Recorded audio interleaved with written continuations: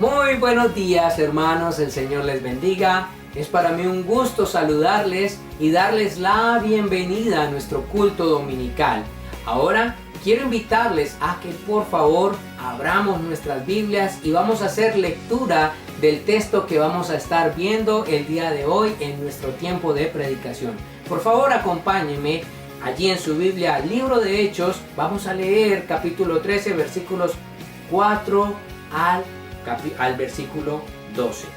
Dice la palabra del Señor de la siguiente manera: ellos entonces, enviados por el Espíritu Santo, descendieron a Seleucia y de allí navegaron a Chipre, y llegados a Salamina, anunciaban la palabra de Dios en las sinagogas de los judíos, y tenían también a Juan Marcos de ayudante.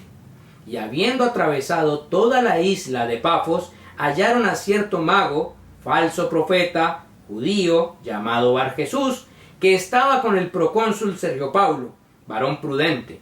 Este, llamando a Bernabé y a Saulo, deseaba oír la palabra de Dios, pero les resistía Elimas el mago, pues así traduce su nombre, procurando apartar de la fe al procónsul. Entonces Saulo, que también es Pablo, lleno del Espíritu Santo, fijando en él los ojos, dijo: oh, lleno de todo engaño y de toda maldad, hijo del diablo, enemigo de toda justicia, ¿no cesarás de trastornar los caminos rectos del Señor?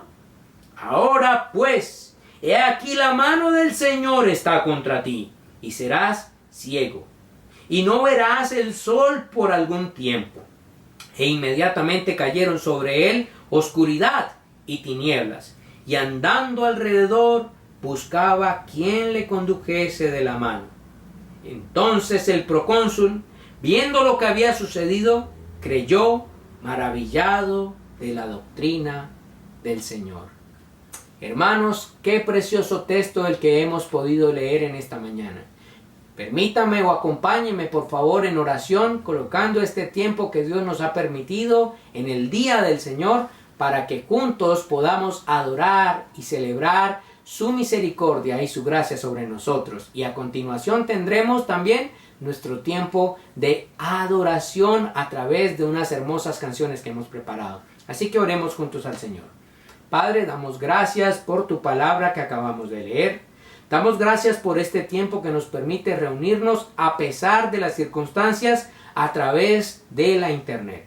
Señor, gracias por aquellos que hacen posible que todo esto llegue a nuestras vidas, pero sobre todo gracias porque tú has estado con nosotros, porque somos tu iglesia, porque estamos en tus manos y porque las puertas del infierno, como dice la Escritura, no prevalecerán contra tu iglesia. Y si las puertas del infierno no prevalecen contra tu iglesia, Señor, quiere decir que tenemos esperanza ante cualquier adversidad. Señor, muchas gracias por tu palabra en Cristo Jesús. Amén. Hermanos, disfrutemos adorando al Señor juntos. Pónganse de pie y cantemos al Señor. El Señor les bendiga. Mis hermanos, muy buenos días. Dios les bendiga. Los invito a que juntos cantemos en esta mañana dándole las gracias a nuestro Señor por su sacrificio, porque a causa de este sacrificio es que nosotros hoy podemos estar ante el trono de nuestro Dios. Cantemos juntos: gracias, Cristo. El misterio de la cruz no puedo comprender, la angustia que llegó a sufrir. El perfecto Dios su Hijo entregó, la copa amarga Él bebió por mí.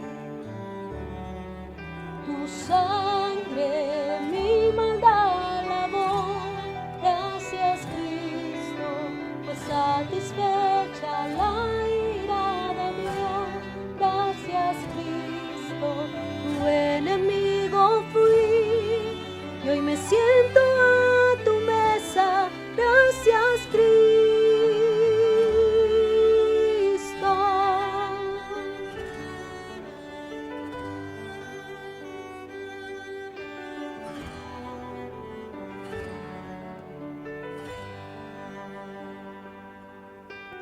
Por tu sacrificio me acercaste a ti, quitaste toda enemistad. Tu gloriosa gracia derramaste en mí, tu misericordia es sin igual. Tu sangre mi maldad lavó, gracias Cristo, pues satisfecha la ira de Dios. Gracias Cristo, tu enemigo fui, y hoy me siento a tu mesa. Gracias Cristo.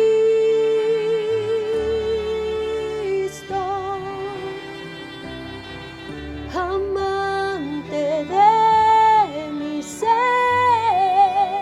quiero vivir por ti. Amante de mi ser, quiero vivir por ti. Tu sangre mi maldad lavó, gracias Cristo, pues satisfecha la ira de Dios. Gracias Cristo, tu enemigo fui, y me siento a tu mesa. Gracias Cristo.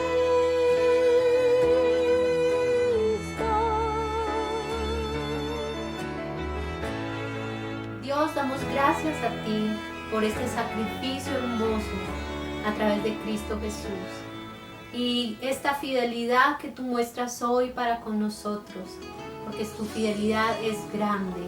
Cantemos todos, oh tu fidelidad. Oh Dios eterno, tu misericordia ni una sombra de duda tendrá. Tu compasión y bondad nunca falla, y por los siglos el mismo serás. Oh tu fidelidad, oh tu fidelidad, cada momento la veo en mí. Nada me falta, pues todo provees. Grande Señor es tu fidelidad.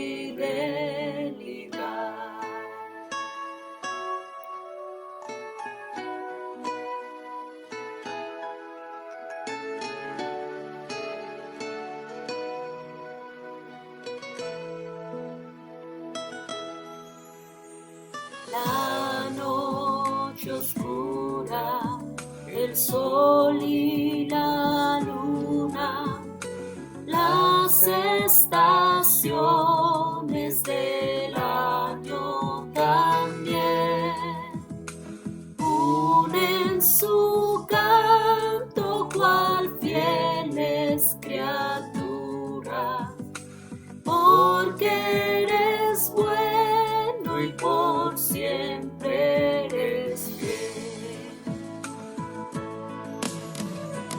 Oh tu fidelidad, oh tu fidelidad, cada momento la veo en mí. Nada me falta, pues todo provees.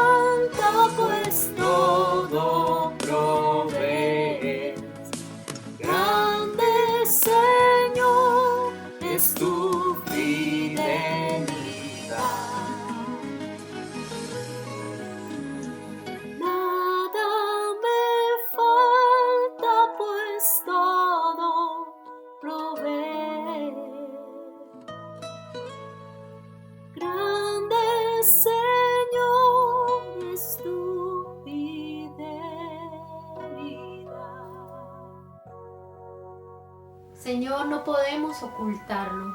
Ha sido tan fiel, tan glorioso y tan bondadoso con nosotros. Por eso hoy queremos exaltar tu grandeza, queremos exaltar tu majestad, tu poderío, todo lo que tú eres, Señor. Queremos hoy a través de esta canción decirlo. Tú eres ese Dios grande y poderoso. Cantemos juntos, Señor mi Dios. Señor mi Dios, al contemplar los cielos, el firmamento y las estrellas vi, al oír tu voz en los potentes truenos y ver brillar el sol en su cenit, mi corazón entona la canción. Cuán grande es Él, mi corazón entona la canción. Cuán grande es Él, cuán grande es Él.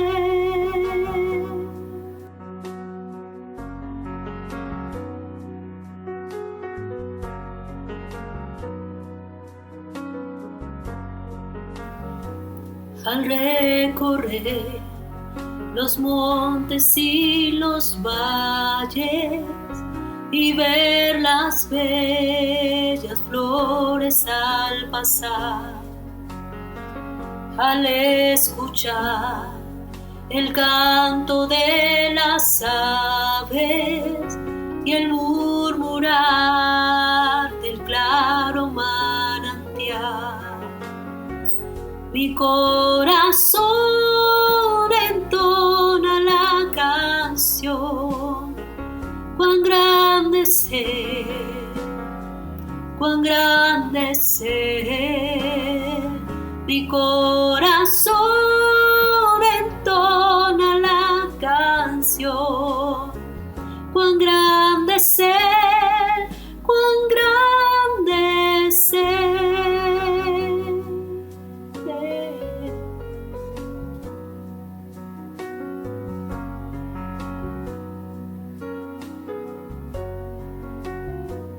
Cuando recuerdo del amor divino que desde el cielo al Salvador envió, aquel Jesús que por salvarme vino y en una cruz sufrió por mí, murió. Mi corazón entona la canción. Cuán grande es Él, cuán grande es Él, mi corazón entona la canción. Cuán grande es Él, cuán grande es Él.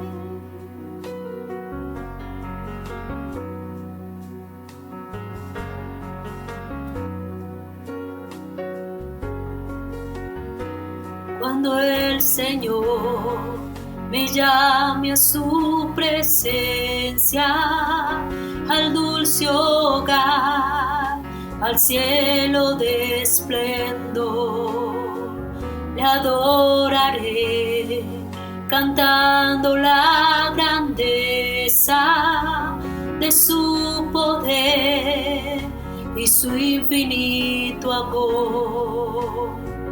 Mi corazón entona la canción. Cuán grande es Él, cuán grande es Él. Mi corazón entona la canción. Cuán grande es Él, cuán grande es Él.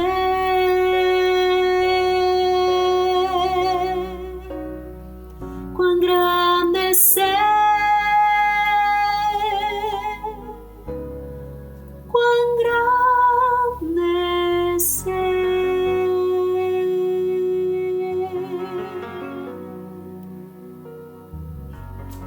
Hermanos, luego de este tiempo precioso de haber adorado al Señor juntos con estas canciones, ahora déjenme darle algunos anuncios sobre las actividades de nuestra iglesia. En primer lugar, quiero recordarles que este es un tiempo donde ciertamente muchos hemos estado confinados a nuestras casas, pero es un tiempo que debemos aprovechar realmente. ¿Y cómo podemos aprovecharlo? No olvide las prácticas piadosas de la vida, de oración, nuestro devocional personal, nuestro devocional en familia. Es un tiempo hermoso para que como familias crezcamos en esa relación con nuestro Padre Celestial. Y es hermoso eso, porque de esta manera también encontraremos paz, encontraremos consuelo, encontraremos guía, encontraremos dirección. En segundo lugar, también quiero invitarlos a que compartan en familia no solamente la vida de oración, sino ojalá puedan encontrar espacios también de diversión, juegos en casa, juegos de mesa. Es un tiempo que realmente puede producir estrés para los papás, para las mamás, pero también para nuestros pequeños, para nuestros hijos, ya sean niños o sean mayores. Es un tiempo donde ustedes también pueden, no sé, leer juntos, ponerse en un reto de leer un libro juntos como familia, o en fin, muchas otras cosas pueden hacer. Así que los invito también en esta dirección. Diviértanse juntos en este tiempo. En tercer lugar, recordarles, y esto es muy importante, yo he estado haciendo énfasis en esto: si alguien necesita un tiempo de consejería, si alguien quiere que saquemos una cita y nos veamos por videollamada, por favor háganmelo saber. Mi número telefónico va a estar ahí en pantalla: 312-447-6761. Pastor Jonathan, estoy para servirle. Déjenme saber y compartimos.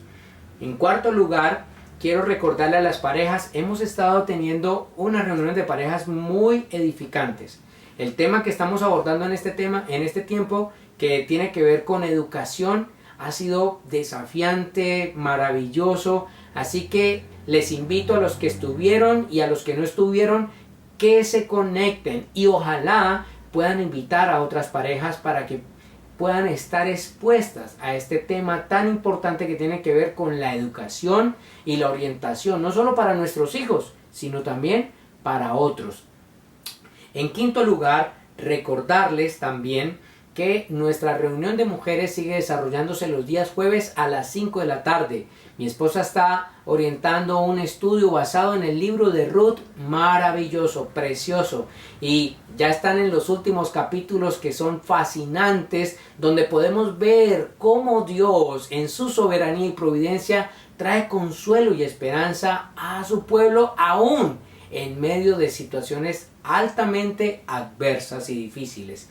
También recordarle a los jóvenes que tendremos nuestra próxima reunión el sábado a las 4 de la tarde. Y ojo, oído muchachos, recuerden la tarea que tenemos para proyectar nuestro plan de trabajo de aquí a un año basados en el libro que estuvimos compartiendo de David Platt, Una vida radical. Y tendremos nuestro primer encuentro de 4 que vamos a estar sosteniendo con el primer misionero que vamos a estar socializando con él en esta actividad. Además, quiero decirles, no olviden participar también de nuestras clases de niños. Ahí va a aparecer en la pantalla el link para que usted pueda dar también clic y conectarse. Una vez finalizado el servicio, pueda también tener la clase con sus niños. Acuérdense que esta clase es interactiva. No solamente es los niños ahí frente a la pantalla, sino que los papás están llamados a ser facilitadores de estas clases. Y por último, quiero extender mis agradecimientos a la iglesia. Sí, iglesia, quiero agradecerles porque en verdad he visto la fidelidad del pueblo de Dios en medio de estas circunstancias para con la obra de Dios. Sabemos que es un mandato, sabemos que Dios nos ordena ser fieles en esta buena práctica de apoyar económicamente a la iglesia, pero creo que ustedes han sido muy, pero muy atentos a esto y a pesar de las circunstancias, la iglesia ha sido generosa. Tenemos nuestros desafíos como todo, pero Sin embargo, la iglesia ha estado ahí presente. Así que gracias, iglesia, pero sobre todo gracias a nuestro Dios que ha provisto para que el pueblo del Señor siga apoyando su obra. En pantalla aparecerá la cuenta o el número de cuenta de nuestra congregación, pero también va a aparecer un código QR a través del cual usted puede hacer sus aportes. Y recuerde, como hemos dicho siempre, ore al Señor. Dígale, Señor, quiero apoyar tu reino. Dime con cuánto. Y el Señor va a ir orientando la vida de cada uno de nosotros, cómo seguir apoyando económicamente nuestra congregación. De nuestra parte, muchas gracias. El Señor les bendiga y ahora tendremos este espacio para compartir la palabra del Señor. Muy buenos días, hermanos, el Señor les bendiga. Es un gusto para mí estar nuevamente delante de ustedes para compartir la palabra del Señor. Y en esta mañana vamos a retomar el capítulo 13 del libro de Hechos que veníamos estudiando desde el versículo 4 al versículo 12 como leímos en el principio.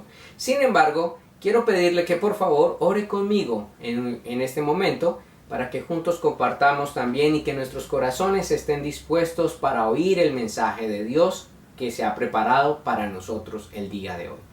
Así que incline su rostro y en una actitud de reverencia oremos juntos al Señor.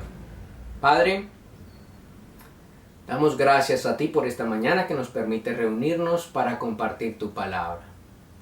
Señor, sé que en estos tiempos la angustia, la incertidumbre, el miedo, la zozobra y muchas otras cosas se levantan en nuestros corazones y mentes y nos llevan a tener ciertas dudas, desconfianzas, miedos. Hay voces que hablan y dicen muchas cosas y de esas voces hay algunas que son ciertas, pero otras maximizan, Señor, lo que no es.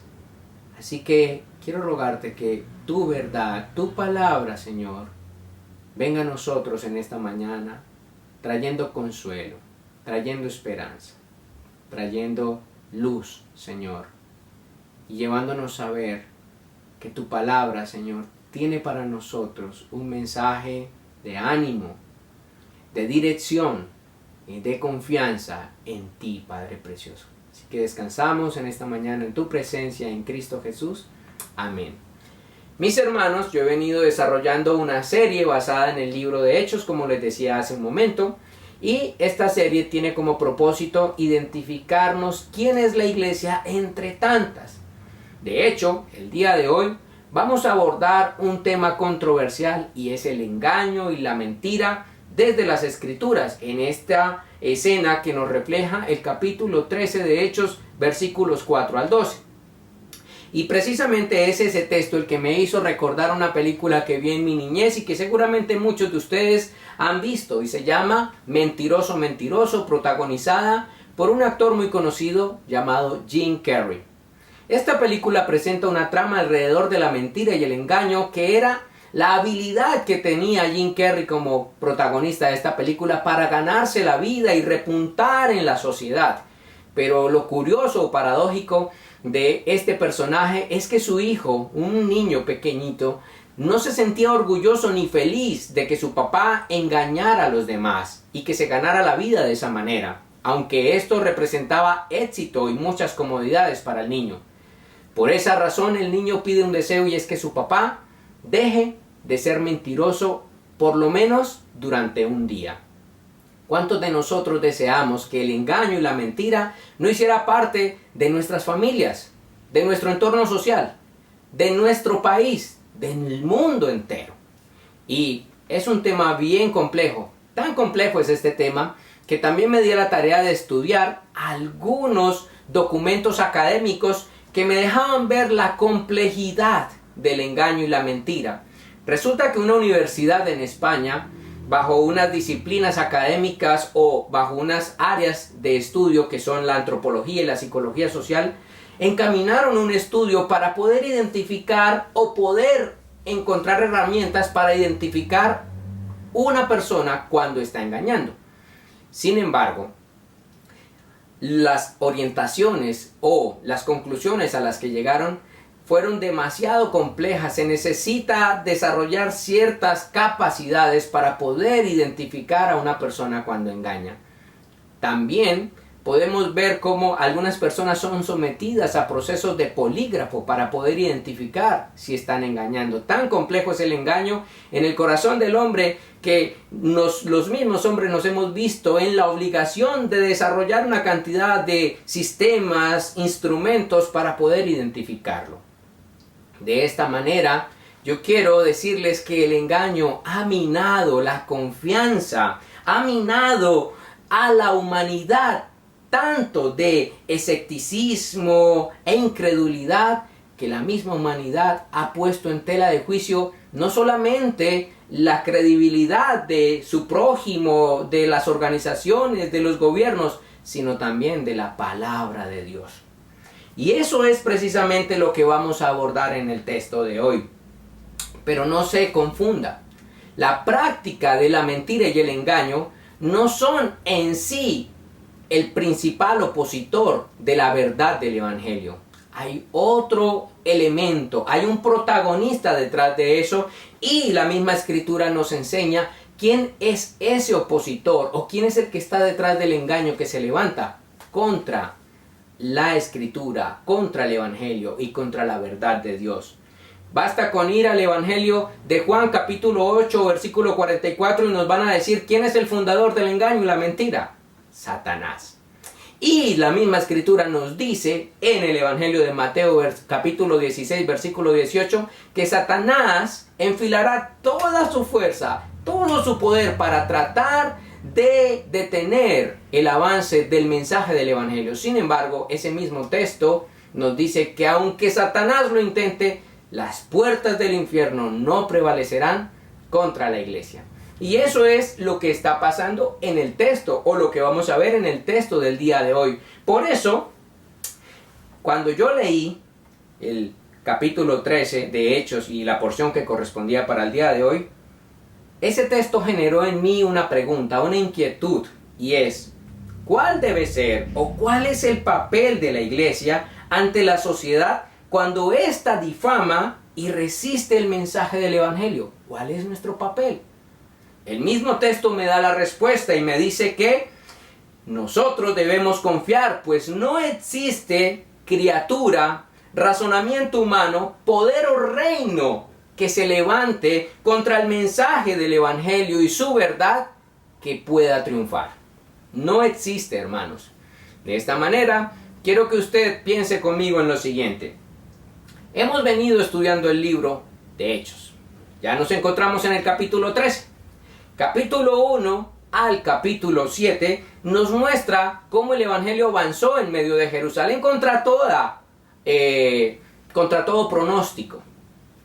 Luego vemos del capítulo 8 al capítulo 12 cómo el Evangelio sigue avanzando, pero esta vez ya no solo en Jerusalén, sino en Samaria y en Galilea. De igual manera, contra toda oposición, contra todo engaño, contra todo pronóstico. Ahora vamos a ver cómo el Evangelio va a seguir avanzando, pero esta vez desde el capítulo 13 y hasta el final, en el capítulo 28, en los confines de la tierra. Y eso tiene implicaciones al día de hoy. Sin embargo, en esos tres escenarios hay una oposición. Y esa fuente es Satanás. Y va a usar el engaño para desacreditar el mensaje del Evangelio. Por eso ustedes y yo debemos hacernos una pregunta. ¿Es el Evangelio un mensaje sin engaño? Y precisamente el apóstol Pablo nos dejará ver en esta narración que es escrita por Lucas, que realmente el Evangelio es un mensaje sin engaño, basado en tres argumentos. El primero de ellos, la fuente del mensaje del Evangelio. El segundo argumento es por lo que el Evangelio o su mensaje saca a la luz. Y en tercer lugar, por el fruto del mensaje del Evangelio. De esta manera, hermanos, quiero invitarlos a que sigamos entonces a desarrollar la idea de este mensaje. El Evangelio, un mensaje sin engaño. En primer lugar, para desarrollar esta idea, tenemos nuestro primer encabezado, valga la redundancia, el cual nos dice que el Evangelio es un mensaje sin engaño por la fuente de su mensaje. Y ahí encontramos los versículos 4 y 5. Permítame leerle. Dice la Escritura: ellos entonces, enviados por el Espíritu Santo, descendieron a Seleucia y de allí navegaron a Chipre. Y llegados a Salamina, anunciaban la palabra de Dios en las sinagogas de los judíos, y tenían también a Juan como ayudante. Hermanos, hay un aspecto muy interesante que yo voy a resaltar de esos dos versículos, o dos aspectos muy importantes. Pero antes déjenme decirle que la fuente del Evangelio es importante por una razón. Porque la fuente del Evangelio es el argumento principal a través del cual alguien puede defender la veracidad de su mensaje. Y ese argumento debe ser muy, pero muy sólido. Y yo quiero comentarles que el texto que nosotros tenemos aquí frente a nosotros nos da dos elementos interesantes que le dan mucha solidez a la veracidad del mensaje del Evangelio. El primero de ellos es el Espíritu Santo. Y el segundo es la palabra de Dios. En el versículo 4 esos dos elementos saltan a la vista. Usted los puede identificar ahí. Estos dos aspectos son los que yo quiero enfocar para que usted me ayude a abordarlos en este momento, tomados del relato de Lucas, donde el evangelista basa su mensaje para darle credibilidad a la enseñanza o al mensaje o comunicación que tanto Pablo como Bernabé estaban transmitiendo. Ahora, ¿quién comisionó a Pablo y a Bernabé para esta obra? El Espíritu Santo. ¿Y cuál era la fuente de las palabras en las cuales Pablo y Bernabé basaban su enseñanza? La palabra de Dios. Ahora, usted me va a decir, bueno, eso suena muy interesante, pero ¿cómo yo puedo creer que porque el texto me dice que el Espíritu Santo comisionó a Pablo y a Bernabé y que ellos basaban su mensaje en la palabra de Dios, eso es suficiente para yo creer que su mensaje es verdadero? Bueno, vamos a ver entonces qué nos dice la Escritura sobre quién es el Espíritu Santo. Por eso, en primer lugar, enfoquémonos en ese elemento de nuestro argumento. El Espíritu Santo, dice la Escritura, es Dios mismo y su obra está ligada al Padre y al Hijo, o sea, a Dios Padre y a Dios Hijo. Eso lo podemos ver en el Evangelio de Juan en el capítulo 14. Pero además de esto, también la Escritura nos dice por boca del mismo Jesús en el Evangelio de Juan capítulo 16, versículos 7 al 15 lo siguiente, que la obra del Espíritu Santo proviene de Él. Entonces, porque proviene de Él, está libre de todo engaño. Y fíjense cómo destaca el mismo Jesús el rol del Espíritu Santo en ese mismo texto. Nos dice que el rol del Espíritu Santo es guiar a toda verdad acerca del pecado, la justicia y el juicio en esta tierra. De esta manera empezamos a ver que el mismo Jesús está hablando o nos está diciendo y dando testimonio de que la obra del Espíritu Santo y el rol del Espíritu Santo está encaminado hacia toda verdad. Pero además de eso, también el Evangelio de Juan, por boca del mismo Jesús, nos dice que el Espíritu Santo es en esencia verdad. Juan capítulo 14, versículo 17 lo dice de esta manera: el Espíritu Santo o el Espíritu de verdad. A eso hemos de sumar lo que nos dice también el apóstol Juan en su primera carta de Juan, capítulo 5, versículo 6, que me gustaría leerles porque me parece muy interesante. Dice, y el Espíritu es el que da testimonio, porque el Espíritu es la verdad. No solo en esencia, sino que Él es la verdad. Además, hay otro elemento que quiero citar aquí, y es un texto bíblico escrito por el apóstol Pedro en la segunda carta de Pedro, capítulo 2, versículos 20 y 21, que nos dice cómo el Espíritu Santo siempre habla verdad. Dice el texto de la siguiente manera: pero ante todo, sepan esto, que ninguna profecía de la Escritura es un asunto de interpretación personal de los hombres, pues ninguna profecía fue dada jamás por un acto de voluntad humana, sino que hombres inspirados por el Espíritu Santo hablaron de parte de Dios. Esto es algo muy, muy importante. ¿Por qué? ¿Quién comisionó a Pablo y a Bernabé? El Espíritu Santo. Y Pedro nos está diciendo que aquellos que hablan inspirados, guiados por el Espíritu Santo, hablarán no por su propia cuenta, sino por la guía del Espíritu Santo. Y como hemos visto en todos estos textos, el Espíritu Santo, ¿hacia dónde va a guiar a uno de sus mensajeros? A hablar verdad. ¿Y por qué estimo esto muy necesario destacarlo? Porque nosotros podemos ver que un mensajero del Evangelio no tiene autorizado a hablar de su propia cuenta, sino bajo la tutela del Espíritu Santo. Y si eso es así, hablará la verdad acerca de la conducta moral y espiritual de los seres humanos.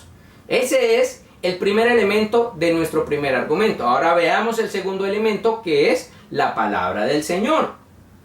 ¿Y por qué es importante destacar este otro elemento? Por lo siguiente: la palabra de Dios, que es la fuente del mensaje de Pablo y Bernabé, es verdadera y en ella no hay error ni hay engaño.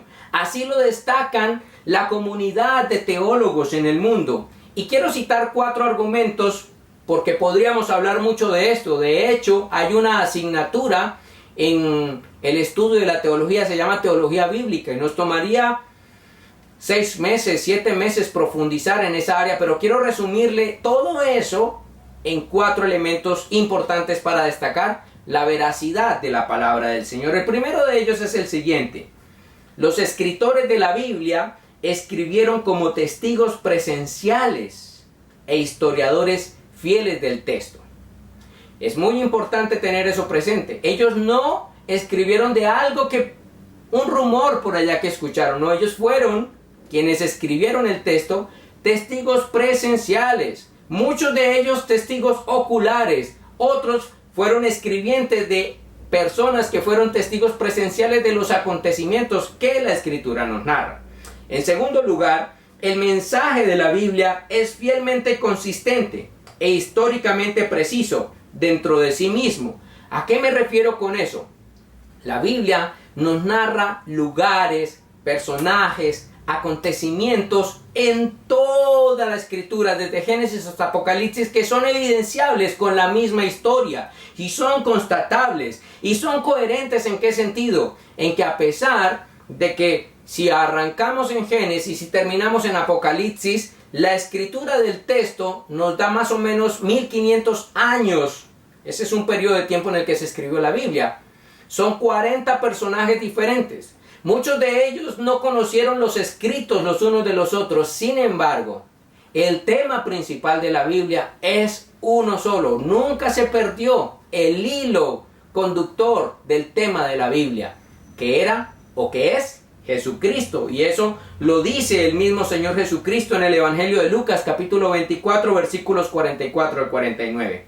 Pero además de eso, en tercer lugar, quiero destacar la veracidad de la Escritura basado en lo siguiente. Jesús mismo dio testimonio de esta veracidad en el Evangelio de Juan, capítulo 17, versículo 17. Y además de eso, nos dice la infalibilidad del texto escrito. También puedo destacar lo que dice el salmista en el capítulo 19 de los Salmos, versículo 7 al 11, una porción maravillosa que destaca la pureza, la exactitud, la inerrancia, la veracidad de la Escritura. Toda la Biblia nos da testimonio de que ella es veraz, y eso es algo que no hace cualquier otro libro en la historia de la humanidad. ¿Por qué? Porque los postulados de los hombres un día son reales y al otro día pueden cambiar. Un día podemos estar experimentando un modelo educativo como veraz, pero a los siguientes 2 meses, 3 meses, puede salir otro modelo que desvirtúa la veracidad del anterior, y así pasa en todas las áreas del conocimiento. Pero la Biblia es el único libro que de principio a fin ha afirmado ser veraz y nunca ha cambiado. ¿Por qué? Porque Dios es el que ha inspirado esa palabra. Y en cuarto lugar, y no menos importante, sino es el argumento más importante para destacar la veracidad de las Escrituras, es el siguiente: la precisión de la Biblia está anclada al carácter de Dios mismo. y el carácter de Dios es recto, como se destaca en el libro de Deuteronomios capítulo 32, versículo 4. ¿Y qué podemos decir de esto? Si Dios es mentiroso, entonces su palabra puede ser inexacta y llena de engaño. Pero si Dios es la definición misma de verdad, entonces su palabra solo será verdadera. Y eso es lo que dice la Escritura. Toda la palabra de Dios es pura, Proverbios 35. La palabra del Señor son palabras puras, como plata refinada en horno de barro purificado 7 veces, Salmo 12:6. Porque Dios es verdad, su palabra es fiel y verdadera, Apocalipsis 22:6. Y eso no para. Podemos citar muchos textos más. De manera que toda la Escritura está hablando de que ella es veraz. Y todos los elementos que les acabo de citar pueden ser evidenciables, constatables. Y nosotros por eso tenemos esa confianza tan fuerte y fiel en el texto escrito. Todo lo anterior nos da un punto de partida muy valioso y explica la veracidad e importancia de prestar atención al mensaje que estaban comunicando Pablo y Bernabé en la isla de Chipre. Sin embargo, hermanos, es lamentable como el mismo texto nos deja ver, no solamente en el Antiguo Testamento, sino en el Nuevo Testamento, que hay hombres que no prestan atención al mensaje de Dios. Eso dice, por ejemplo, el texto de Hebreos capítulo 4 versículo 7 y también el libro de Salmos capítulo 95 versículo 7 y versículo 7 al 11 dice lo siguiente: si ustedes oyen hoy su voz, no endurezcan sus corazones. Pero eso fue lo que pasó, dando lugar a lo mismo que dice el profeta Oseas en el capítulo 14 versículo 9. ¿Quién es sabio para que entienda esto y prudente para que lo sepa? Porque los caminos de Jehová son rectos, y los justos andarán por ellos, mas los rebeldes caerán en ellos. Hermanos e iglesia, y todos aquellos que me están escuchando, la palabra de Dios es veraz. Y nosotros debemos tener presente lo siguiente, iglesia. No existe en la tierra una verdad tan ampliamente argumentada como lo es el mensaje del Evangelio.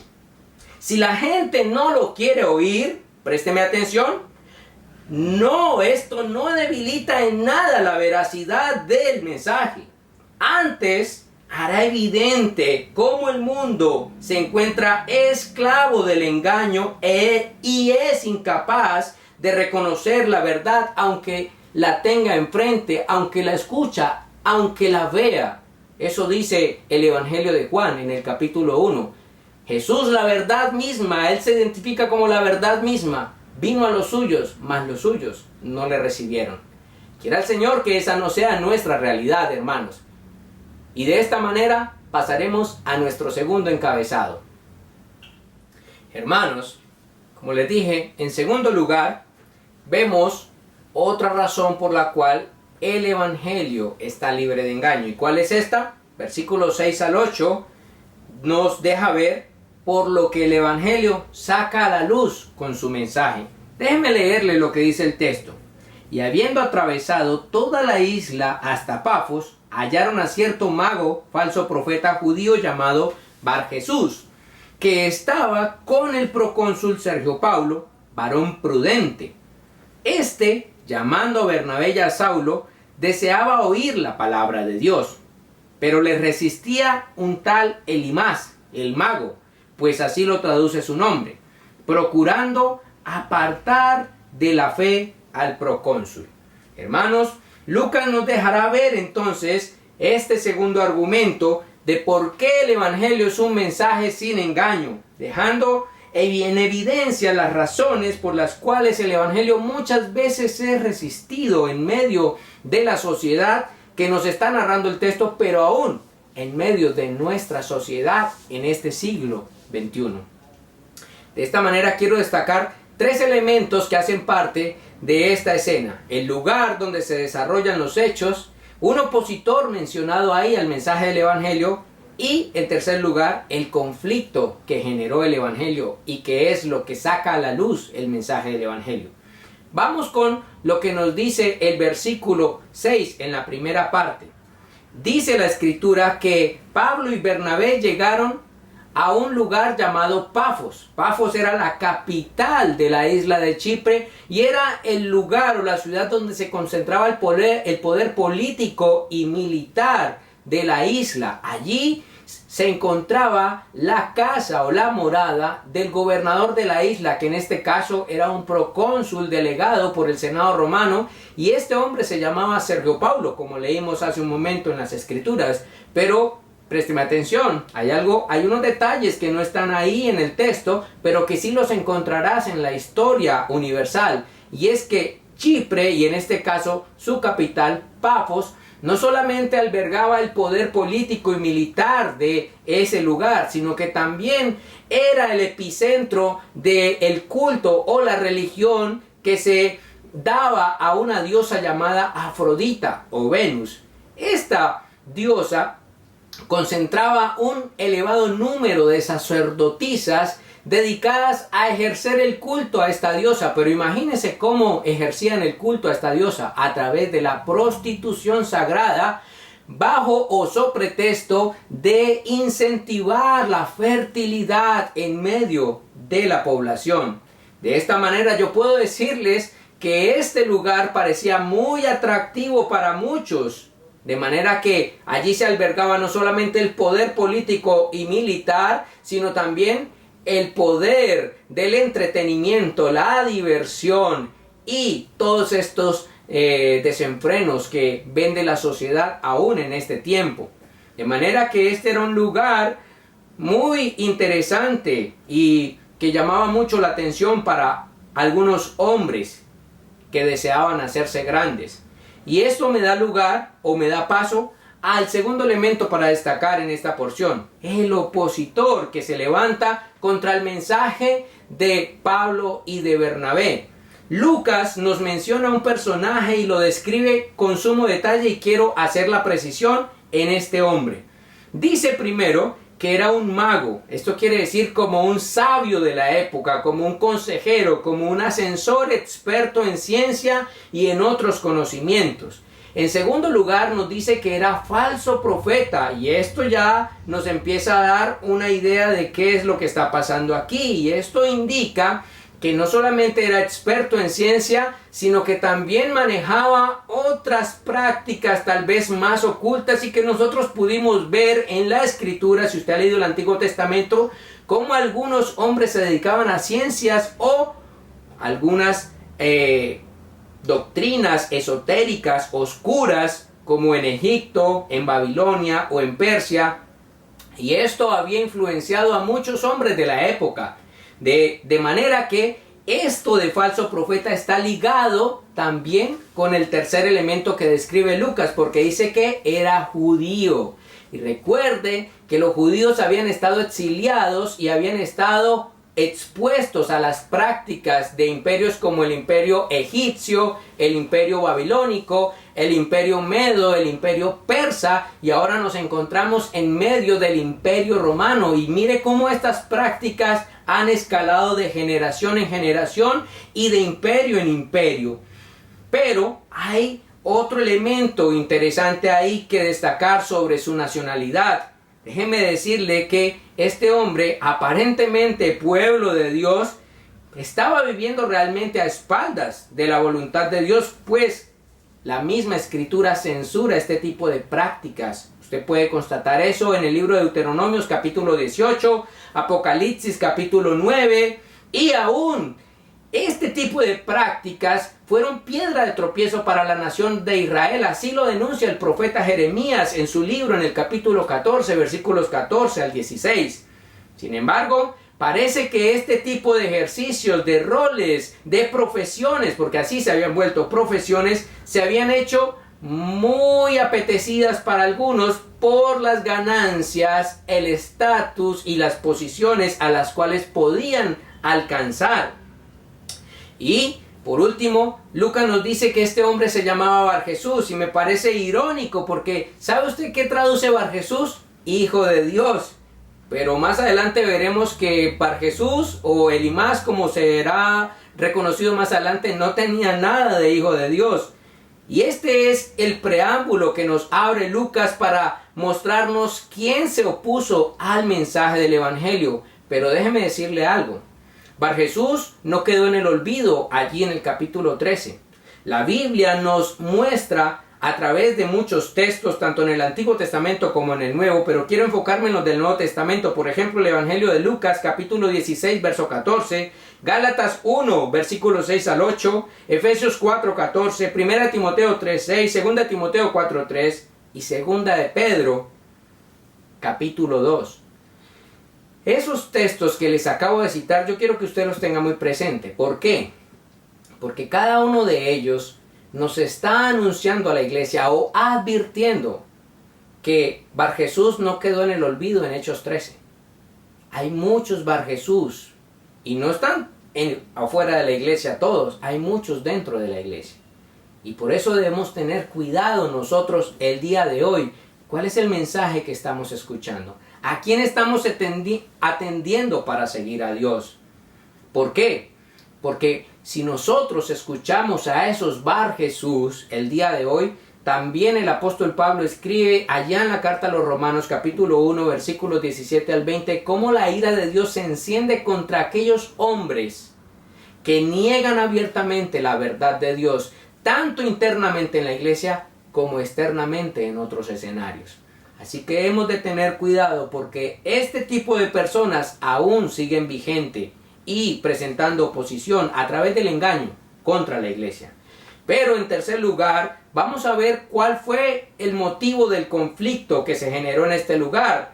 Era Sergio Paulo, dice el versículo 7 al 8, un varón prudente, y este hombre, en la posición que ostentaba como gobernador de la isla, representante del Imperio Romano, comisionado por el Senado romano, siente interés por el mensaje que Pablo y Bernabé estaban dando, pero el mensaje de Pablo y Bernabé no era de su propio desarrollo o de su propia autoría. La misma escritura nos dice que ellos estaban hablando la palabra de Dios. Y de esta manera, Sergio Paulo se siente interesado por el mensaje de la palabra de Dios. Y ahí vamos a ver que se levanta un conflicto entre Pablo y Bernabé y Bar Jesús, que en este momento ya es identificado como Elimas. Sin embargo, yo quiero decirles que aquí propiamente no hay un conflicto entre la parte de Pablo y Bernabé y la parte de Elimas. No, señor. Aquí lo que hay es un choque entre dos reinos. ¿Por qué? Elimas y Pablo. Déjeme decirle que Elimas, el sabio de este mundo, representaba la sabiduría de los hombres, pero también los deseos de los hombres. También es descrito como falso profeta y más adelante veremos como engañador. De esta manera, Elimas representa al mundo y sus propios deseos. Sin embargo, vemos por el otro lado a Pablo, quien representa la sabiduría de Dios a través del mensaje del Evangelio. Y este Elimas, dice Lucas, intentaba resistir el mensaje de Pablo, o sea, la palabra de Dios. Pues, ¿por qué lo resistía? Porque estaba poniendo en riesgo su sostenimiento, su estatus, sus prácticas, sus deseos, su vanidad. Entonces, hermanos, ¿qué es lo que el mensaje del Evangelio está dejando ver?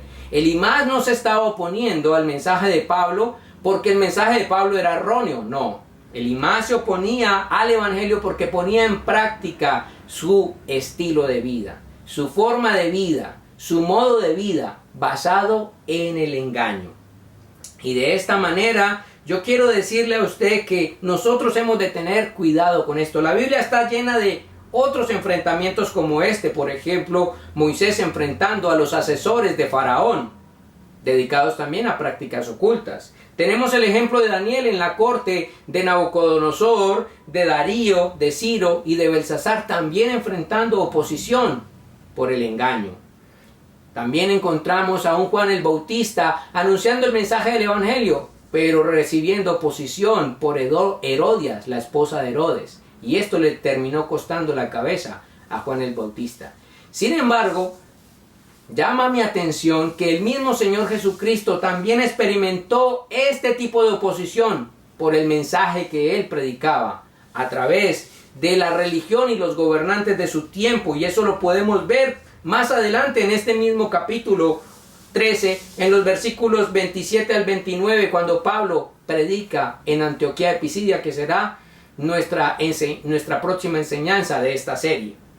En conclusión, hermanos, concuerdo con la comunidad de teólogos en lo siguiente: en toda ocasión en que el mensaje de Dios para la salvación se proclama, Satanás procurará poner un velo de oscuridad para que no resplandezca la luz del Evangelio. Y así nos lo deja ver 2 Corintios 4:4. Dice: en los cuales Dios, el Dios de este siglo, cegó el entendimiento de los incrédulos para que no le resplandezca la luz del Evangelio de la gloria de Cristo, el cual es la imagen de Dios.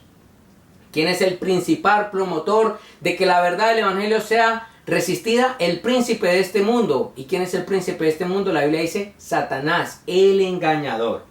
Además, es de resaltar que siempre el tentador procura y procurará distorsionar la verdad del Evangelio. Gálatas 3:1 es un llamado de atención del apóstol Pablo a los Gálatas, y Pablo dice así: oh Gálatas insensatos, ¿quién os fascinó para no obedecer la verdad? A vosotros, ante cuyos ojos Jesucristo fue ya presentado claramente entre vosotros como crucificado.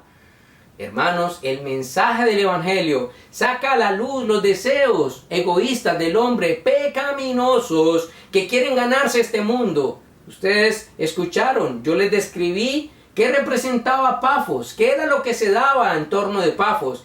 Y a Elimas no le convenía que el gobernante ahora se convirtiera en un hombre piadoso, fiel a Dios, porque mucha de esta vida desenfrenada iba a menguar. Por eso recuerde lo siguiente: el cargo contra el Evangelio fiel a las Escrituras solo puede ser uno: amenazar con sacar a la luz la avaricia, el amor a sí mismo, la anarquía, la liviandad y una abierta oposición contra la verdad de Dios, en que aman vivir los hombres sin Dios. Pero hay algo, o hay de aquellos que, llamándose pueblo de Dios como Elimas, viven de esta manera. Estos son identificados delante de Dios mismo como falsos profetas, falsos creyentes, falsos hijos de Dios. Que no sea tu caso, y de esta manera pasaremos a nuestro tercer y último encabezado. Hermanos, dice la palabra del Señor de la siguiente manera en este tercer encabezado, que nos va a dejar en evidencia por qué el mensaje del Evangelio es sin engaño, diciéndonos por el fruto de su misma enseñanza o mensaje. Leamos por favor, o lea conmigo, los versículos 9 al 12. Dice así: entonces Saulo, quien también es Pablo, lleno del Espíritu Santo, fijando en él los ojos, o sea en Elimas, el mago engañador, dijo: oh, lleno de todo engaño y de toda maldad, hijo del diablo, enemigo de toda justicia, ¿no cesarás de trastornar los caminos rectos del Señor? ¿Le suena particular lo que vimos en el primer encabezado? Ahora pues, he aquí, la mano del Señor está contra ti, y serás ciego, y no verás el sol por algún tiempo. E inmediatamente cayeron sobre él oscuridad y tinieblas, y andando alrededor buscaba quien le condujese de la mano. Entonces el procónsul, viendo lo que había sucedido, creyó, maravillado, óigalo bien, de la doctrina del Señor. El último argumento que Lucas nos está dando nos deja ver, para reforzar nuestra afirmación del Evangelio, un mensaje sin engaño, es resultado de poner en balanza la verdad de Dios versus la verdad de los hombres. Y vamos a ver en detalle cuál de los dos lados, o a cuál de los dos lados se va a inclinar la balanza. Veamos entonces versículos 10 y 11, se nos da una explicación de qué estaba lleno el apóstol Pablo y de qué estaba lleno Elimas, y me parece importante que destaquemos esto. Dice que Pablo estaba lleno, ojo, óigalo bien, del Espíritu Santo del Señor, el cual es Dios mismo.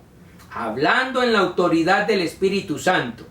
Pero Elimás, lo describe en detalle también Lucas, estaba lleno de ¿qué?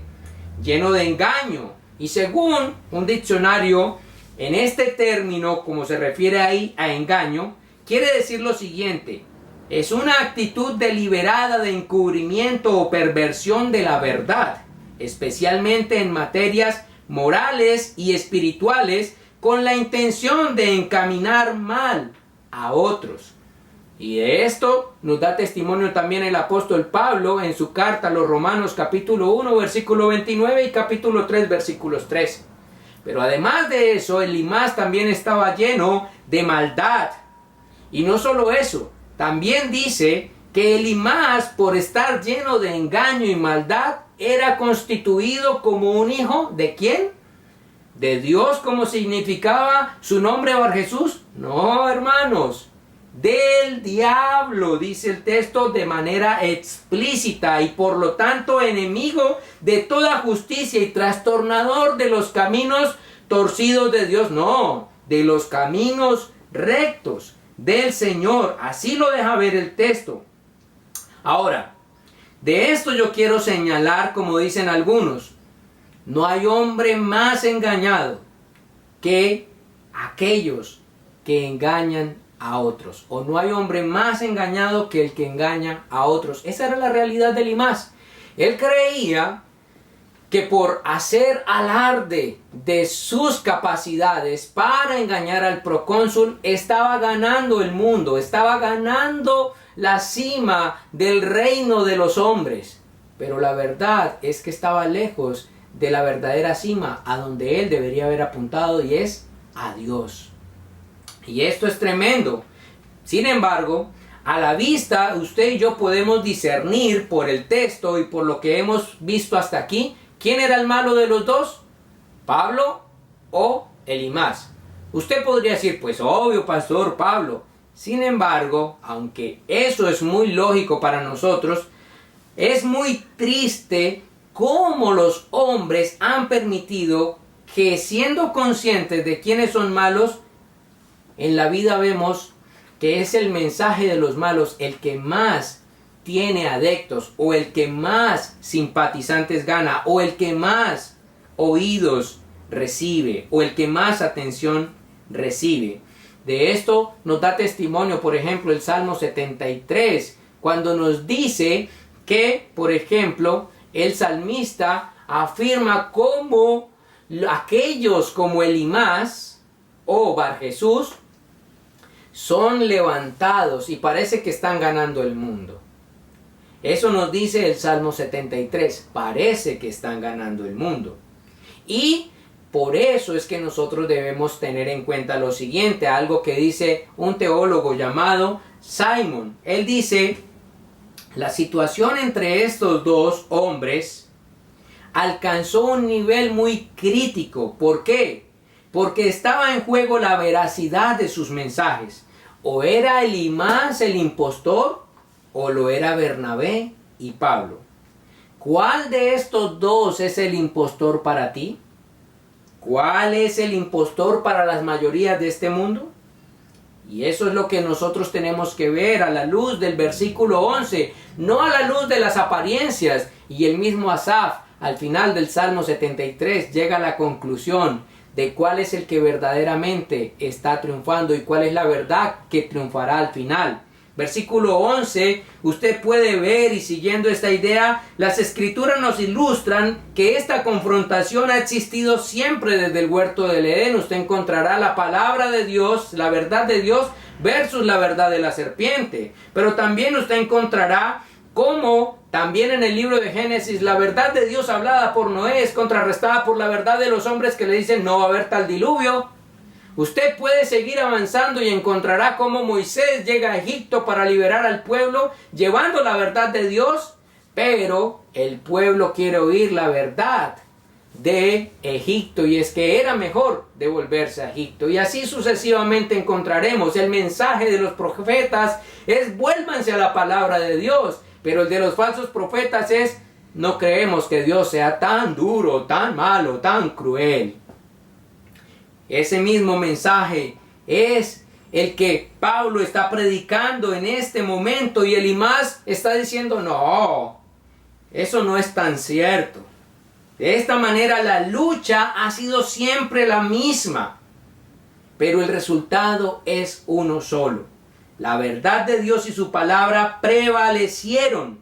Así es evidente en este versículo 11 de este relato. Y lo sigue siendo hoy.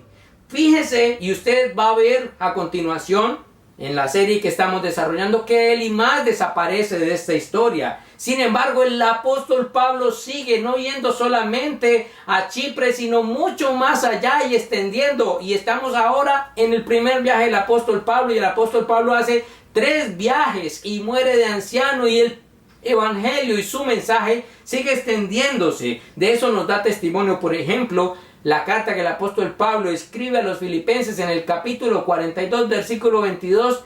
Resulta que Pablo está dando testimonio, imagínense desde dónde. Ya no desde la casa de un procónsul romano, sino desde la casa del mismo César, del emperador del imperio romano, donde ahora tiene discípulos del evangelio que también oyeron el mensaje. ¿Cuál fue la verdad que triunfó? Saque sus conclusiones. Hermanos, yo me pregunto ante esto lo siguiente: ¿qué respuesta está produciendo en ti el mensaje del evangelio hoy, en este tiempo? Quiera Dios que sea el siguiente, que sea el de la parábola del apóstol, del evangelio de Mateo, donde dice que nosotros tengamos oídos para oír que oyen. Y no como el que denuncia la carta a los Hebreos en el capítulo 4, versículo 7, que dice: si ustedes oyen hoy su voz, no endurezcan sus corazones. Quiera Dios que la respuesta de nosotros a este mensaje, al mensaje del evangelio, no sea endurecer nuestro corazón, sino que nuestro corazón responda afirmativamente a su llamado y volvamos nuestras vidas a Él. Lastimosamente, Elimas endureció su corazón. Jesús mismo nos advierte esto al respecto, por ejemplo en Juan 8:44 e Isaías 5:20, como muchos van a responder al mensaje del evangelio, como Elimas. Pero Dios no pasará por alto a aquellos que se levantan en su contra. Él confundió al sabio en su sabiduría, al sabio Elimas lo confundió en su sabiduría, y de esto mismo da testimonio el apóstol Pablo en la primera carta a los Corintios, capítulo 1, versículo 18 al 30, cómo Dios y su mensaje confunde la sabiduría de este mundo, aunque la sabiduría de este mundo escalone a las más altas cortes, a los más altos estratos sociales, a las mentes más brillantes, pero Dios con su palabra, con su verdad, confundirá a esos engañadores, como dice la Escritura. Pasó con Elimas, y como es la sentencia que escribe el apóstol Pablo en la primera carta, en la carta a los Romanos, en el capítulo 1, versículo 17 al 20. De esta manera, quiero decirles lo siguiente: el resultado o el fruto de este mensaje. En primer lugar, nos muestra la paradoja del hombre. Creer que conoce la verdad basándose solamente en sus sentidos y su razonamiento, pero al estar frente a la verdad no poder reconocerla aún con todos los argumentos que ella nos presenta. En segundo lugar, la gracia de Dios al dar a Sergio Paulo la capacidad de oír el mensaje del evangelio y reconocer su verdadera necesidad, que no era todo lo que le ofrecía Pafos y esa isla y su cargo, sino lo que él realmente necesitaba era tener a Cristo en su vida y su justicia a su favor. En tercer lugar, la verdad del hombre elaborada en su corazón no puede estar por encima de la verdad de Dios, que es eterna, es inmutable, es infalible, es inerrante. En cuarto lugar, la verdad de Dios solo puede venir al ser humano a través de una vía. ¿Cuál es esa vía? No son mis sentidos, no son mis razonamientos, es la palabra de Dios. Así lo destaca el texto de Romanos en el capítulo 10, versículo 17. Y en quinto lugar, y no menos importante, lo siguiente: aún los hombres prudentes como Sergio Paulo necesitan una rectitud superior en sus vidas ¿Cuál es esta rectitud superior? Cristo Jesús. Para ser considerados hijos de Dios. De esta manera destaco lo que dice Martín Lutero y puede calar muy bien con la experiencia de Sergio Paulo. Martín Lutero dijo: un calabozo con Cristo es un trono. Un trono sin Cristo es un infierno. Sergio Paulo entendió eso. Aunque se encontraba en un trono, él sabía que sin Cristo eso sería un infierno. Por eso escuchó la verdad del Evangelio y tuvo oídos para oír, que oyeron esa verdad y seguirla. Quiera Dios que usted también los tenga. Y por último, me parece muy curioso cómo el gentil oyó el Evangelio y el judío, Elimas, no lo oyó. Esto me deja recordar un texto que se encuentra en el Evangelio de Juan capítulo 1, que no se trata de los que quieran, sino del que Dios quiera darle oídos. Y mi oración para ustedes y para mí y para todos aquellos que puedan escuchar este mensaje es que Dios les dé oídos para oír, que oigan el mensaje del Evangelio, reconocer la maldad que hay en sus corazones y en sus mentes por oír las voces de este mundo que quieren alejarlos de Dios, porque el engaño ha escalonado a las más altas cortes y se ha vuelto una verdad para los hombres. Sin embargo, no es una verdad para Dios, y Él mismo lo dice en su palabra. Por eso quiero dejarlos con esta frase y pasar a unas aplicaciones que me gustaría dejarles también. Iglesia, los placeres de este mundo y vivir para ellos son el mensaje central del maestro del engaño y su fin es la muerte.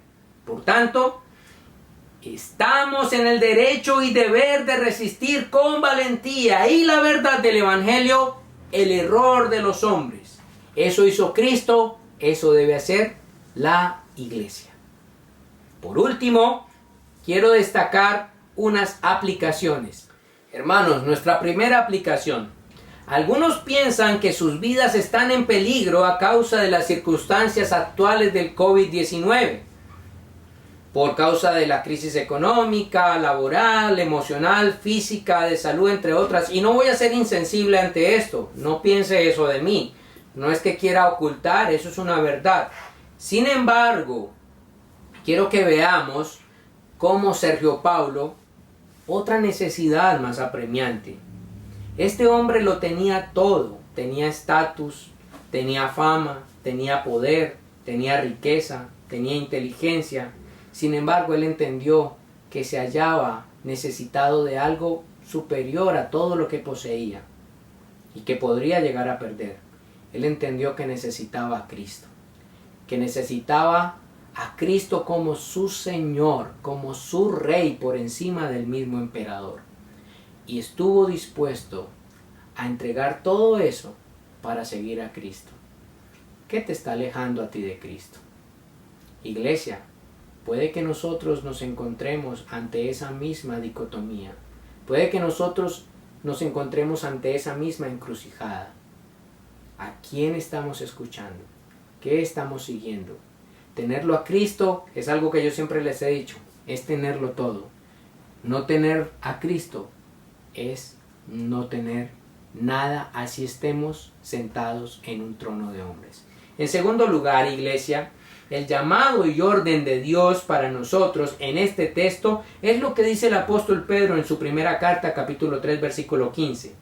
Sino santifiquen a Cristo como Señor en sus corazones, estando siempre preparados, óiganlo bien, para presentar defensa ante todo el que les demande razón de la esperanza que hay en ustedes.